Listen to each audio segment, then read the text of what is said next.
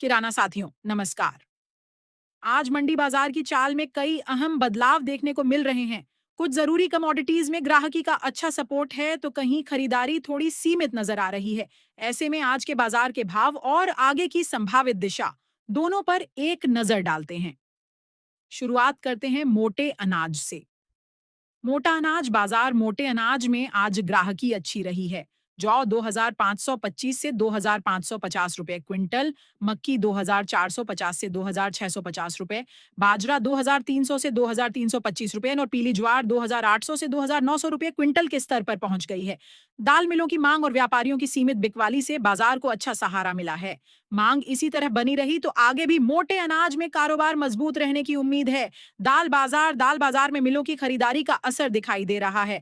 देसी मसूर 6,875 से 6,900 रुपए और अरहर लेमन 8,200 से 8,225 रुपए क्विंटल पहुंच गई है। देसी चना 6,450 रुपए पर रहा। चेन्नई में उड़द एफएक्यू 8,400 से 8,450 और उड़द एसक्यू 9,300 से 9,325 रुपए क्विंटल के स्तर पर रही। फिलहाल दालों में ग्राहकी बनी हुई है और आगे की दिशा मिलों की खरीद पर निर्भर करेगी। मसाला और मेवा बाजार में भी अच्छी हलचल है। जावित्री पीली 2,380 से 2,390 रुपये किलो, लौंग 820 से 870 रुपये और दालचीनी 240 से 245 रुपये किलो रही। हल्दी 19,400 रुपये और जीरा 22,800 रुपये क्विंटल पर रहा। बड़ी इलायची 1,680 रुपये, जायफल 740 से 745 रुपये और धनिया 16,600 रुपये क्विंटल रहा। मेथी दाना 7,700 रुपये और मखाना 750 से 1,300 रुपये किलो तक रहा।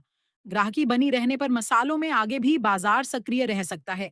चीनी बाजार में आज महाराष्ट्र की चीनी सबसे ज्यादा चर्चा में रही। सामान्य चीनी 5,850 से 6,200 रुपये क्विंटल और महाराष्ट्र की चीनी 6,350 से 6,600 रुपये तक पहुंच गई है। खांड सारी 7,100 से 7,200 रुपये और गुड़ पेड़ी 6,000